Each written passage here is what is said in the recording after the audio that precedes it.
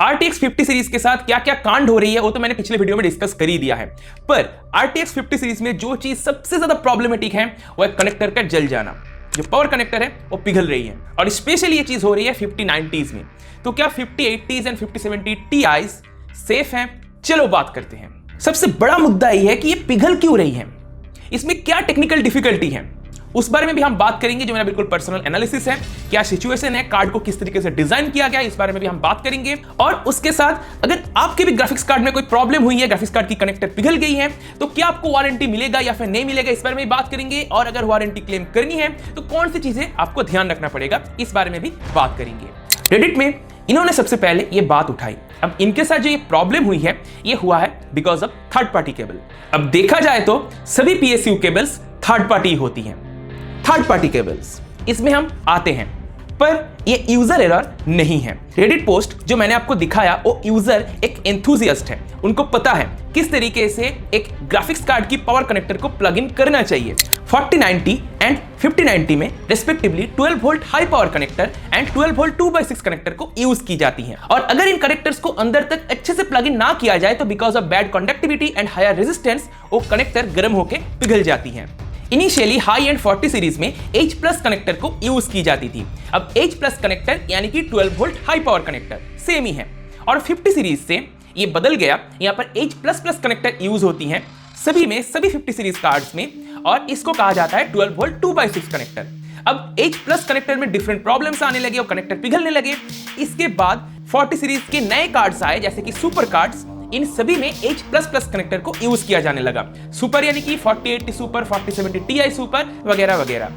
However बाद में जो नए 4090s आए इसमें भी H प्लस प्लस कनेक्टर को यूज किया जाने लगा, क्योंकि बिल्कुल पूरी तरीके से जो कार्ड मैन्युफैक्चरर है जैसे कि जो AICs हैं, MSI, Gigabyte, Asus, जितने भी कंपनीज हैं, इन सभी के ऊपर कंप्लीटली डिपेंडेंट है जो कौन सा कनेक्टर यूज करेगा, H प्लस प्लस यूज करेगा या फिर H प्लस कनेक्टर यूज करेगा। H plus plus connector H plus connector से थोड़ा सा डिफरेंट है। H प्लस प्लस कनेक्टर में जो पावर पिन्स है वो 0.25 mm ज्यादा लंबा है, और जो सेंसिंग पिन्स है वो 1.5 mm छोटा है। फिजिकली देखने से दोनों कनेक्टर एक ही तरह का लगेगा और एक दूसरे के साथ कंपेटेबल भी है। कनेक्टर के ऊपर ये चीज लिखा हुआ होता है कि वो H प्लस कनेक्टर है या फिर H प्लस प्लस कनेक्टर है। जैसे कि मेरे पास 4080 सुपर है, मैंने देख लिया है यहाँ पे लिखा हुआ है, मुश्किल से ही मैं शायद आपको कैमरा में दिखा पाऊंगा, पर मैंने देख लिया वो H प्लस प्लस कनेक्टर है। ये जो पावर सप्लाई तुम देख रहे हो कॉर्सियर की 850E, ये PCI Express 5.0 सर्टिफाइड है एंड ATX 3.0 सर्टिफाइड है, यानी कि इसके साथ मुझे H प्लस कनेक्टर मिलेगा। ये एक मॉड्यूलर पावर सप्लाई है। इसके साथ ग्राफिक्स कार्ड के लिए जो वायर मिली है, ग्राफिक्स कार्ड एंड की जो कनेक्टर है वो H प्लस कनेक्टर है। अब देखो कनेक्टर पिघलने का भी जो स्टोरी है ना, इसमें भी बहुत कुछ है। जो 3090 Ti था उसमें भी 12 volt high power connector use होता था, पर वो कनेक्टर क्यों नहीं पिघलता था? एक रीजन है कि 3090 Ti सिर्फ 450 वाट का कार्ड था, वहीं पर 5090 अराउंड 600 वाट का कार्ड है। पर ये रीजन नहीं है। अगर ये रीजन होता तो 5080s पिघलता नहीं था। 5080 जो कि सिर्फ 360 वाट का कार्ड है, इसकी भी 12 volt high power connect 12 volt 2x6 connector, क्योंकि 5080 में तो H plus plus connector use होती है 12 वोल्ट 2x6, वो भी पिघल रही है। अब ऐसा क्यों हो रहा है? देखो एक्चुअली जो ये पूरा सिस्टम है ना, यहाँ पर डिजाइनिंग फ्लॉ है मेरे हिसाब से। 3090 Ti में जो 12 वोल्ट हाई पावर कनेक्टर था, इसमें 6 12 वोल्ट पिन्स है। अब चाहे 12 वोल्ट 2x6 हो या फिर 12 वोल्ट हाई पावर कनेक्टर है, तो टोटल दोनों में ही 6 12 वोल्ट पिन्स है। अब 3090 Ti में क्या किया जाता था कि उन 6 पिन्स को 3 पेयर्स में डिवाइड कर दिया जाता था। 2-2 के 3 पेयर्स होते थे। बेसिकली 3090 Ti में 3 रेल सिस्टम यूज किया जाता था। 3 रेल्स है, जैसे जीपीयू के अंदर पावर घुसता है पावर कनेक्टर से, उसके बाद वो 3 अलग अलग रेल्स में डिवाइड कर दी जाती है। और ये सारा काम पीसीबी के अंदर किया जाता है, जो ग्राफिक्स कार्ड की पीसीबी है ना, उसके अंदर की जाती है। अब इन्हीं 3 रेल्स में से 2 रेल्स सिर्फ जीपीयू के कोर को पावर अप करता है, और जो एक्स्ट्रा रेल जो बच जाती हैं वो मेमोरी यानी कि GDDR6X जो मेमोरी है, जो VRAM जिसको आप कहते हो 12 GB 16 GB, उसको पावर अप करता है।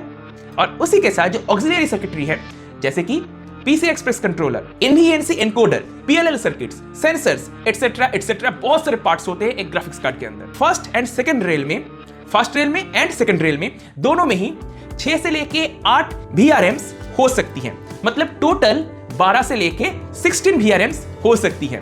Although depending upon the AIC यानी कि डिपेंडिंग अपॉन द मैन्युफैक्चरर, ये जो VRMs है ये 18 VRMs भी हो सकते हैं, 16 to 18 VRMs भी हो सकते हैं। VRMs का काम यही होता है जो 12 वोल्ट है उसको ड्रॉप डाउन करना समवेयर बिटवीन 0.8 टू 1.1 वोल्ट। हर इंडिविजुअल VRMs को हम एक एक फेज कह सकते हैं। तो टोटल हम इसमें मान सकते हैं 16 टू 18 फेजेस होती हैं जो GPU की कोर को पावर अप करता है। अब हर फेजेस में मॉसफेट्स होते हैं, कैपेसिटर्स होते हैं, रेजिस्टर्स होते हैं, इंडक्टर्स होते हैं, करंट सेंसिंग सर्किट्स होती है। तो बहुत सारे पार्ट्स को मिला के हर एक फेज बनता है। बाय द वे 4090 में 20 टू 24 फेजेस अवेलेबल है GPU के लिए। तो 2 रेल्स की बात हो गई। अब थर्ड रेल में 2 से लेके 4 VRMs हो सकते हैं। ये भी मैन्युफैक्चरर के ऊपर डिपेंडेंट है। अब इसका काम यही है जो मेमोरी है यानी कि जो GDDR6X मेमोरी है उसको पावर अप करना। अब यहां पर वोल्टेज रखी जाती है 1.35 वोल्ट 1.35 वोल्ट। अब अगर तुम ओवरक्लॉक करते हो तो इस वोल्टेज को तुम अपने हिसाब से चेंज भी कर सकते हो सॉफ्टवेयर से। अब उस बारे में उतना डिटेल में हम ग्राफिक्स कार्ड डिजाइनिंग में घुसेंगे नहीं। थर्ड रेल में ही और 2 VRMs होती हैं जिनका काम होता है NVENC encoder, PCI Express controller and PLL circuits को पावर अप करना। एनीवे 3090 Ti में each pair of 12 volt pin के लिए अलग अलग करंट सेंसिंग रेजिस्टर्स यानी कि जिनको शन रेजिस्टर्स कहा जाता है वो यूज की गई हैं। VRM PWM कंट्रोलर्स, जिनको मैं PWM कंट्रोलर पहले बोल रहा था, उनको आप ये कहो VRM PWM कंट्रोलर। ये अपने स्पेसिफिक एल्गोरिथम को यूज करके उन करंट सेंसिंग रेजिस्टर्स के यूज से, उनके हेल्प से करंट को मॉनिटर करता है कि हर रेल में कितना करंट फ्लो हो रही है, एक कितना पावर फ्लो हो रही है। एग्जांपल के लिए मान लो रेल 1 एंड रेल 2 में कोई इंबैलेंस डिटेक्ट होती है तो ऑटोमेटिकली लोड को रेल 1 से रेल 2 में स्विच कर दिया जाएगा या फिर रेल 2 से रेल 1 में स्विच कर दिया जाएगा।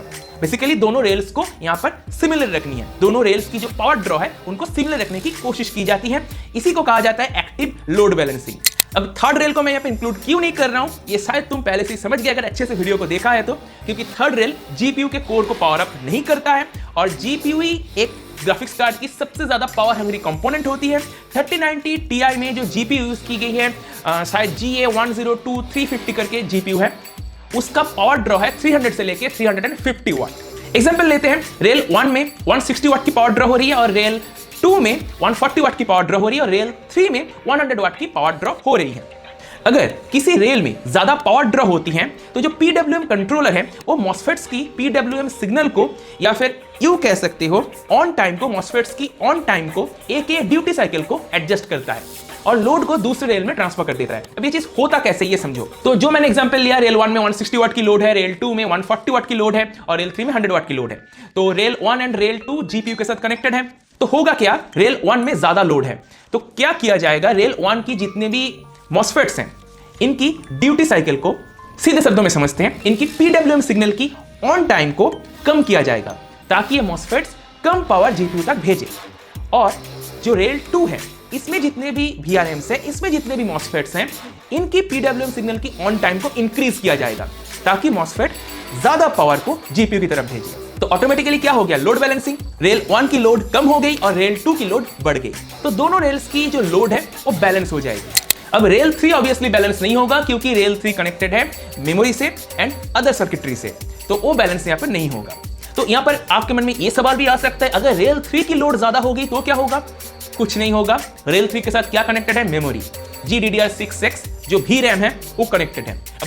अगर उसकी पावर ड्रॉ बहुत ज्यादा बढ़ जाती है तो ऑटोमेटिकली रेल 3 में जो मॉसफेट्स हैं, जो PWM कंट्रोलर्स हैं, वो उस मॉसफेट की ऑन टाइम को रिड्यूस कर देगा, जिससे अल्टीमेटली जो GDDR6X मेमोरी है उसमें पावर कम पहुंचेगी। चिप में पावर कम पहुंच रही है तो ऑटोमेटिकली वो चिप अंडरक्लॉक करने लगेगा।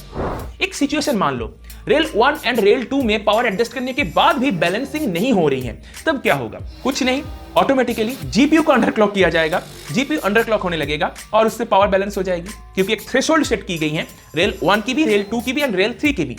हर रेल की थ्रेशोल्ड है कि इस पर्टिकुलर पावर ड्रॉ से अगर वो रेल ज्यादा पावर ड्रॉ करने लगे, उस रेल की पावर PWM सिग्नल को कंट्रोल करके लिमिट किया जाएगा। एक और एग्जांपल लेते हैं, मान लो जो 12 वोल्ट हाई पावर कनेक्टर है उसको तुमने प्रॉपर्ली प्लग इन नहीं किया, जिससे 2 इंडिविजुअल पिंस प्रॉपर्ली लगा नहीं और वो रेल 2 की पिंस है। अब क्या होगा? तो रेल 2 में तो पावर जा ही नहीं रहा, रेल 1 में सिर्फ पावर जा रही है, रेल 2 कनेक्टेड तो है, वोल्टेज तो ग्राफिक्स कार्ड तक पहुंच रहा है, पर उस रेल से वो ज्यादा पावर ड्रॉ नहीं कर पाएगा। तो क्या होगा? रेल 1 पे पूरा लोड ट्रांसफर कर दिया जाएगा। अब रेल 1 उतना लोड को तो हैंडल कर नहीं पाएगा, क्योंकि रेल 1 के लिए भी एक थ्रेशोल्ड सेट की गई है कि वो इतना लोड ही हैंडल कर पाएगा। तो क्या होगा? आइदर GPU को शट डाउन कर दिया जाएगा, VRMs को कंट्रोल करके VRMs को शट डाउन करके GPU को शट डाउन कर दिया जाएगा, या फिर जीपीयू को अंडरक्लॉक किया जाएगा। एक और चीज भी होती है, हर VRMs में टेम्परेचर सेंसर होता है, तो टेम्परेचर सेंसर से भी डिटेक्ट हो जाती हैं। अब मान लो रेल 1 में जितने भी VRMs हैं वो सभी गर्म हो रही हैं, तो क्या होगा? उन VRMs को कंट्रोल करने के लिए जो PWM कंट्रोलर है उसके पास वो डेटा जाएगा। अब वो PWM कंट्रोलर क्या करेगा, जितने भी VRMs हैं इनकी जो PWM सिग्नल है इसको रिड्यूस कर देगा, PWM सिग्नल की ऑन टाइम को रिड्यूस कर देगा। तो 6 से लेके 8 VRMs कम पावर को डिलीवर करेगा जीपीयू को। अगर जीपीयू को कम पावर डिलीवर किया जाए तो जीपीयू ऑटोमेटिकली अंडरक्लॉक हो जाएगा। और अगर VRMs बहुत ज्यादा गर्म हो गई हैं तो VRMs को शट डाउन कर दिया जाएगा, इवेंचुअली जो जीपीयू को भी शट डाउन कर देगा, पूरा का पूरा ग्राफिक्स कार्ड ही शट डाउन हो जाएगा। अब जो सबसे ज्यादा निराशाजनक बात है, जो सबसे ज्यादा डिसअपॉइंटिंग है, एक बेवकूफी है, 40 सीरीज एंड 50 सीरीज में इस डिजाइन को हटा दिया गया है। ये जो एक्टिव लोड बैलेंसिंग है इसको कंप्लीटली रिमूव कर दिया गया है। इसमें यूनिफाइड रेल सिस्टम को इंट्रोड्यूस किया गया है। 12 volt high power connector 4090s में था, 40 सीरीज में था, अब तो 12 वोल्ट 2x6 कनेक्टर है। यहाँ पर जितने भी 12 वोल्ट पिन्स हैं उन सभी को एक साथ जोड़ दिया गया है। दो के जो 3 पेयर्स बनाए जाते थे वो अब नहीं है, सारे के सारे 12 वोल्ट पिन्स को एक साथ जोड़ दिया गया है। सारे के सारे जो ग्राउंड पिन्स हैं उनको एक साथ जोड़ दिया गया है। 2 सॉलिड कॉपर ट्रेसेस हैं इन PCBs में, 4090s में, 40 सीरीज में, 50 सीरीज में 2 सॉलिड कॉपर ट्रेसेस हैं, एक ग्राउंड के लिए है, एक 12 वोल्ट के लिए है। अब 12 वोल्ट की जो कॉपर ट्रेस है उसके साथ 6 पिन्स को डायरेक्टली शोल्डर कर दिया गया है, और ग्राउंड की जो सॉलिड कॉपर ट्रेस है उसके साथ ग्राउंड पिन्स को 12 वोल्ट 2x6 या फिर 12 वोल्ट हाई पावर कनेक्टर की सारे के सारे ग्राउंड पिन्स को एक साथ शोल्डर कर दिया गया है। कोई शंट रेजिस्टर नहीं है, कोई करंट मॉनिटरिंग सिस्टम नहीं है, तब समझ लो बेसिकली 40 सीरीज एंड 50 सीरीज में जितने भी VRMs हैं वो सब उसी सॉलिड कॉपर ट्रेस से ही पावर लेता है, इंस्टेड ऑफ डिफरेंट रेल्स जो 3090 Ti में था। जीपीयू कोर के लिए 4090 की मैं बात कर रहा हूं, 20 से 24 फेजेस हैं, 20 से 24 VRMs होती हैं। VRAM के लिए 4 से 6 फेजेस हैं। PLL, NVNC या फिर PCIe कंट्रोलर के लिए 2 से 4 फेजेस होती हैं, 2 से 4 VRMs होती हैं। पूरी तरीके से मैन्युफैक्चरर के ऊपर डिपेंडेंट है, अगर मैन्युफैक्चरर चाहे तो इसको बढ़ा भी सकता है। सारे फेजेस उसी सॉलिड कॉपर ट्रेसेस से पावर लेता है, कोई एक्टिव लोड बैलेंसिंग नहीं, कोई शंट रेजिस्टर नहीं, कुछ नहीं। अब अगर एग्जांपल के लिए मान लो प्रॉपर्ली जो 12 वोल्ट 2x6 है या फिर 12 वोल्ट हाई पावर कनेक्टर है उसको प्रॉपर्ली प्लग इन ना किया जाए, 2 पिन्स प्रॉपर्ली नहीं लगा है, तो कनेक्टर तो पिघल ही जाएगा 4090 एंड 5090 में, क्योंकि 2 पिन की लोड जो अदर 4 पिन्स कनेक्टेड है उसमें पड़ रही है। अब अगर सिचुएशन और वर्स हो सकती है, अगर मान लो 4 पिन्स प्रॉपर्ली कनेक्टेड नहीं है, सिर्फ 2 पिन्स पे लोड है, तो समझ लो क्या होगा, वो कनेक्टर पिघल जाएगा, वो वायर पिघल जाएगा, इतना तक कि जो ग्राफिक्स कार्ड है वो भी खराब हो सकती है। 5090 600 वाट एंड बियॉन्ड पावर लेता है। मैं यहाँ पे ट्रांजिएंट स्पाइक्स को कंसीडर नहीं कर रहा हूँ, और ट्रांजिएंट स्पाइक्स को भी अगर मैं पकड़ के चलूँ तो 900 वाट भी वो पकड़ लेता है कुछ मिलीसेकंड्स के लिए, तो 600 वाट को यह मान के चलते हैं। अगर सारे के सारे 6 pins 6 12 volt pins properly connected हैं तो हर वायर में अराउंड 9 एम्प्स की करंट जाएगी, हर पिन में, हर वायर में अराउंड 9 एम्प्स की करंट जाएगी। अब अगर 2 पिन्स डिस्कनेक्ट हो जाती हैं तो वही करंट बाकी जितने भी 4 पिन्स लगे हुए हैं उसमें डिस्ट्रीब्यूट हो जाएगा। तो अगर ग्राफिक्स कार्ड फुल लोड पे चल रही है तो अब हर वायर में 13 एम्प्स जाएगा, हर वायर में, हर पिन्स में 13 एम्प्स जाएगा, जो कि कैपेसिटी से, हर इंडिविजुअल वायर की, हर इंडिविजुअल पिन्स की कैपेसिटी से ओवर हो चुकी है। अब अगर सिर्फ 2 पिन लगी हुई हैं, बाकी 4 पिन्स प्रॉपर्ली कनेक्टेड ही नहीं है, तो क्या होगा पता है, हर इंडिविजुअल पिन में, हर इंडिविजुअल वायर में अराउंड 25 एम्प्स कैरी होगा। अब अगर 25 एम्प्स को ये वायर्स जो PSU वाले, PSU की केबल्स होती हैं वो तो हैंडल नहीं कर पाएगा, जो पिन्स है, जो कनेक्टर है वो भी हैंडल नहीं कर पाएगा, वो ऑटोमेटिकली गर्म होकर पिघल जाएगा। यही रीजन है जिस वजह से 4090, 5090, 5080 की पावर कनेक्टर पिघल रही है। यूजर एरर इसमें ज्यादातर केस में ही होती है। यूजर एरर अगर ना भी हो, अगर मान लो ऐसा सिचुएशन होती है कि कार्ड के अंदर जो पावर कनेक्टर लगाया गया है 12 वोल्ट हाई पावर या फिर 12 वोल्ट 2x6, इसके जितने भी पावर पिन्स है, जितने भी मान लो 12 वोल्ट पिन्स हैं, वो प्रॉपर्ली शोल्डर नहीं किया गया है कार्ड के साथ, तब भी जो पावर कनेक्टर है वो पिघल जाएगा। पावर कनेक्टर जो ग्राफिक्स कार्ड की है उसको ग्राफिक्स कार्ड की PCB के साथ प्रॉपर्ली शोल्डर्ड होनी चाहिए। अगर 2 पिन्स डिस्कनेक्ट हो गई है या फिर प्रॉपर्ली कनेक्टेड नहीं है, 3 पिन्स डिस्कनेक्टेड हो गई है, प्रॉपर्ली कनेक्टेड नहीं है, तो पावर कनेक्टर पिघलेगा ही। 4090 एंड 5090 में, 5080 में भी तो कनेक्टर पिघल रही है। और पहले जो मैं ट्रांजिएंट स्पाइक्स की बात कर रहा था ना, 4090 and 5090 basically 40 series and 50 series में, 3090 Ti में बेसिकली ये 3 फेज सिस्टम की वजह से ही उसमें ट्रांजिएंट स्पाइक्स बहुत ही कम बनती हैं, ऑलमोस्ट ना के बराबर। 5090 तो कुछ केसेस में 900 वाट को भी हिट कर लेता है। अब ये एक प्रॉब्लमेटिक वस्तु है क्योंकि पावर सप्लाई को भी प्रॉपर्ली इस चीज को हैंडल करना आना चाहिए। एक बढ़िया क्वालिटी की 80 प्लस गोल्ड एंड उससे ऊपर की पावर सप्लाई इतने कम मिलीसेकंड्स की ट्रांजिएंट स्पाइक्स को तो हैंडल कर लेगा अगर 1000 वाट एंड उससे ऊपर वाटेज की पावर सप्लाई है तो। पर अगर एक मीडियोकर पावर सप्लाई है तो इस चीज को हैंडल नहीं कर पाएगा। ओसीपी ट्रिगर हो जाएगी पावर सप्लाई की और पूरा का पूरा कंप्यूटर शट डाउन हो जाएगा। ओसीपी यानी कि over current protection. Basically 40 series and 50 series में हर एक इंडिविजुअल रेल में कितना पावर जा रही है उसमें तो रेल सिस्टम ही नहीं है, यूनिफाइड रेल सिस्टम है, तो इसमें कोई इंडिविजुअल रेल्स है ही नहीं। तो हर एक रेल में क्या पावर जा रही है क्या नहीं जा रही है कार्ड को तो किसी भी तरीके से पता चलेगा ही नहीं। एक तो इसमें सन रेजिस्टर्स भी नहीं है, हर एक रेल को एक साथ जोड़ दिया गया है, तो समझ ही लो। अब एज ए यूजर आप क्या कर सकते हो, आपके पास तो और कोई ऑप्शन है नहीं। इस ग्राफिक्स कार्ड को अगर लेना है 40 सीरीज एंड 50 सीरीज लेना है तो कोई ऑप्शन नहीं है। एज ए यूजर आप इतना ही कर सकते हो कि ये जो कनेक्टर आती है ग्राफिक्स कार्ड के साथ 40 सीरीज एंड 50 सीरीज में, इस कनेक्टर को कभी भी ऐसे मत मोड़ना, ऐसे जो मैं दिखा रहा हूं ऐसे कभी मत इसको मोड़ना। ऐसे करोगे तो यहां से टूटने का डर होता है, इस जगह से टूटने का डर होता है। अगर ये टूटा तो प्रॉब्लम हो जाएगी। इसको ऐसे मोड़ सकते हो, कोई दिक्कत नहीं होगी। और जब केबल मैनेजमेंट करोगे तब ऑलवेज ध्यान रखना कि ये जो पार्ट है ये ग्राफिक्स कार्ड के साथ प्रॉपर्ली कनेक्टेड होना चाहिए, थोड़ा लगा नहीं या फिर थोड़ा सा उठा हुआ ऐसा नहीं होनी चाहिए। इसीलिए बहुत सारे मैन्युफैक्चरर्स क्या कर रहे हैं, जो पर्टिकुलर पार्ट ग्राफिक्स कार्ड में लगता है, जितना पर्टिकुलर पोर्शन ग्राफिक्स कार्ड में लगता है उस जगह को येलो पेंट कर देते हैं। तो अगर ग्राफिक्स कार्ड में लगाने के बाद वो येलो पोर्शन विजिबल है, इसका मतलब प्रॉपर्ली ये जो कनेक्टर ये लगा नहीं है।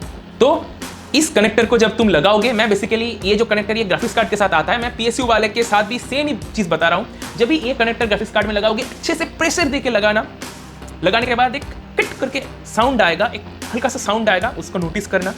और कभी भी कोई थर्ड पार्टी केबल यूज मत करना, Amazon से खरीद लिया, किसी और साइट से खरीद लिया, ऐसा मत करना। जो ओरिजिनल केबल पीएसयू के साथ आई है, पावर सप्लाई के साथ आई है, उसी को यूज करना। अगर वो केबल खराब हो गई है तो उस पावर सप्लाई की जो कंपनी है उसके पास जाओ, उसके सर्विस सेंटर में जाओ और उनके पास से केबल्स परचेज करो, ओरिजिनल केबल लगाओ। क्योंकि अगर किसी वजह से तुम्हारा जो ग्राफिक्स कार्ड है उसकी पावर कनेक्टर पिघल जाती है और तुम ग्राफिक्स कार्ड को लेकर वारंटी क्लेम करने जाओगे तो वहां पर जो केबल गली है, जो केबल जल गई है, उस केबल को भी मांगा जाएगा। तो अगर वो केबल ओरिजिनल सर्टिफाइड केबल ना हो, सर्टिफाइड केबल मतलब ओरिजिनल मैन्युफैक्चरर्स जो है जैसे कि MSI, गीगाबाइट, कॉर्शियर जैसे जो पावर सप्लाई ब्रांड्स हैं, अगर इनकी ओरिजिनल केबल नहीं है, कोई थर्ड पार्टी केबल है, किसी और साइट से लिया हुआ, Amazon से लिया हुआ केबल है, तो आपको कार्ड की वारंटी नहीं मिलेगी।